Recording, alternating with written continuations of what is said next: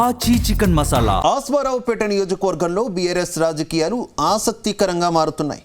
మాజీ ఎమ్మెల్యేలు ఇద్దరు ఎవరికి వారు ప్రజల్లో విస్తృతంగా పర్యటిస్తూ తమ రాజకీయ బలాన్ని చాటుకునే ప్రయత్నం చేస్తున్నారు.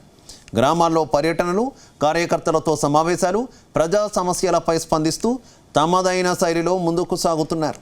దాంతో ఆస్వారావుపేట బీఆర్ఎస్లో నువ్వా నేనా అన్నట్టుగా రాజకీయం సాగుతోంది. ముఖ్యంగా రానున్న ఎన్నికల్లో పార్టీ టికెట్ ఎవరికి దక్కుతుందన్న చర్చ ఎప్పటి నుంచే మొదలైందా? మరి ఈ ఇద్దరు మాజీ ఎమ్మెల్యేల రాజకీయ నేపథ్యం ఏంటి? ప్రజల్లో ఎవరి బలం ఎంత? బీఆర్ఎస్ అధిష్టానం ఎలాంటి నిర్ణయం తీసుకోబోతోంది?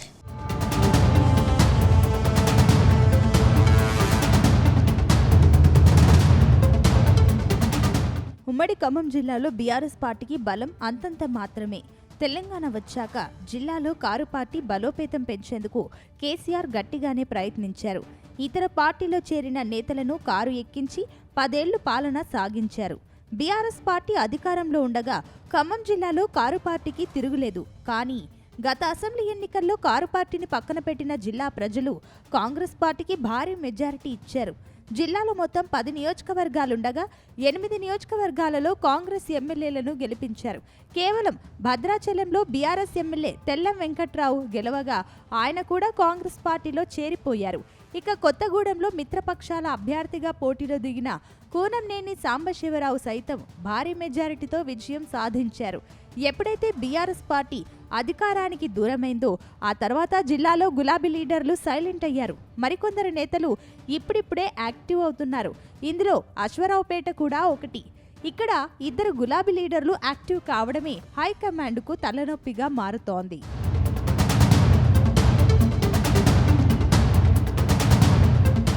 ఇక మాజీ ఎమ్మెల్యే మచ్చా నాగేశ్వరరావు రాజకీయ ప్రస్థానం టీడీపీతో ప్రారంభమైంది. తొలుత టీడీపీ రాజకీయాల్లో కొనసాగిన ఆయన అనంతరం నియోజకవర్గ అభివృద్ధి, రాజకీయ భవిష్యత్తును దృష్టిలో పెట్టుకుని టీఆర్ఎస్లో చేరారు. ఆ తర్వాత బీఆర్ఎస్ తరపున ఎన్నికల బరిలో నిలిచారు. అయితే ఆశించిన ఫలితాన్ని సాధించలేకపోయినప్పటికీ రాజకీయంగా వెనక్కి తగ్గలేదు. ఎన్నికల అనంతరం కూడా నియోజకవర్గంలో తన రాజకీయ కార్యకలాపాలను కొనసాగిస్తున్నారు. గ్రామాల్లో పర్యటిస్తూ స్థానిక నాయకులు, కార్యకర్తలు, ప్రజలను కలుస్తున్నారు. పార్టీ కార్యక్రమాలకు హాజరవుతూ కేడర్ను సమన్వయం చేసుకునే ప్రయత్నం చేస్తున్నారు. ప్రజా సమస్యలను తెలుసుకొని వాటిపై స్పందిస్తూ తనకున్న రాజకీయ సంబంధాలను మరింత బలోపేతం చేసుకునే దిశగా ముందుకు సాగుతున్నారు.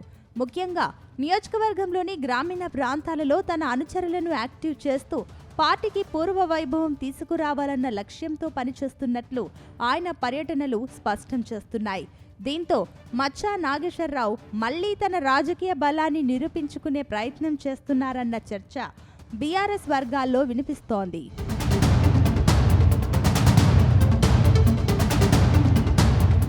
మరోవైపు తాటి వెంకటేశ్వర్లు కూడా అశ్వారావుపేట రాజకీయాల్లో కీలక నేతగా కొనసాగుతున్నారు. ఉమ్మడి బూర్గంపాడు నియోజకవర్గం నుంచి టీడీపీ అభ్యర్థిగా పోటీ చేసి విజయం సాధించిన తాటి వెంకటేశ్వర్లు అనంతరం అశ్వారావుపేట నియోజకవర్గం నుంచి వైఎస్ఆర్ కాంగ్రెస్ పార్టీ తరపున పోటీ చేశారు. వివిధ రాజకీయ పార్టీలలో పనిచేసిన అనుభవం ఉండడంతో నియోజకవర్గ రాజకీయాలపైన ఆయనకు మంచి అవగాహన ఉంది. ప్రస్తుతం బీఆర్ఎస్లో కొనసాగుతున్న తాటి వెంకటేశ్వర్లు కూడా ప్రజల్లో విస్తృతంగా పర్యటిస్తున్నారు. గ్రామాల్లో కార్యకర్తలను కలుస్తూ స్థానిక సమస్యలను తెలుసుకుంటూ పార్టీ శ్రేణులతో సమావేశాలు నిర్వహిస్తూ తన రాజకీయ ఉనికిని మరింత బలోపేతం చేసుకునే ప్రయత్నం చేస్తున్నారు.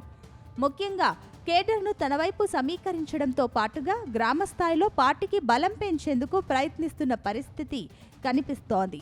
దీంతో ఒకే పార్టీలో ఉన్నప్పటికీ మచ్చా నాగేశ్వరరావు, తాటి వెంకటేశ్వర్లు ఎవరికి వారుగా ప్రజల్లోకి వెళ్లడం ఇప్పుడు అశ్వారావుపేట రాజకీయాల్లో చర్చనీయాంశంగా మారింది. ఇద్దరు నేతల పర్యటనలకు కార్యకర్తల స్పందన ఎలా ఉంది? ఎవరి వెంట ఎంతమంది నాయకులు, కార్యకర్తలున్నారు?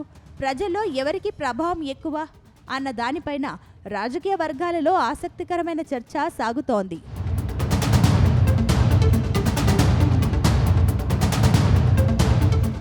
ఇప్పుడు అసలు చర్చంతా రాబోయే ఎన్నికలపైనే జరుగుతోంది. బీఆర్ఎస్ తరపున అశ్వారావుపేట నుంచి ఎవరు బరిలోకి దిగుతారన్న ప్రశ్నకు ఇప్పటికైతే స్పష్టమైన సమాధానం లేదు.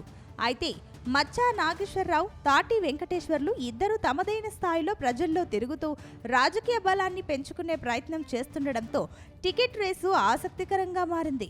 ఒకే పార్టీకి చెందిన ఇద్దరు మాజీ ఎమ్మెల్యేలు తమ రాజకీయ కార్యకలాపాలను ముమ్మరం చేయడం, గ్రామాల్లో పర్యటించడం, కార్యకర్తలను కలవడం, ప్రజా సమస్యలపైన చర్చించడం ఇవన్నీ భవిష్యత్ రాజకీయాలకు సంకేతాలుగా కనిపిస్తున్నాయి. అయితే టికెట్ విషయంలో అధిష్టానం అభ్యర్థి గెలుపు అవకాశాలు, ప్రజల్లో ఉన్న బలం, పార్టీ కేడర్పై పట్టు, స్థానిక రాజకీయ సమీకరణాలు వంటి అంశాలను పరిగణనలోకి తీసుకునే అవకాశం ఉంది. ఇద్దరిలో ఎవరికి టికెట్ దక్కినా మరొక నేతను, ఆయన అనుచరులను సమన్వయం చేసుకోవడం బీఆర్ఎస్కు కీలకంగా మారనుందనే చర్చ జరుగుతోంది.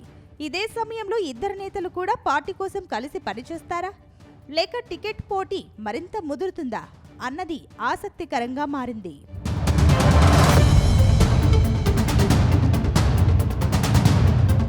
మొత్తం మీద అశ్వరావుపేటలో బీఆర్ఎస్ రాజకీయ సమీకరణాలు వేగంగా మారుతున్నాయి. మచ్చా నాగేశ్వరరావు, తాటి వెంకటేశ్వర్లు పోటాపోటీగా ప్రజల్లో పర్యటిస్తుండడంతో రానున్న రోజుల్లో ఈ రాజకీయ పోటీ మరింత హీట్ పెంచే అవకాశం ఉంది.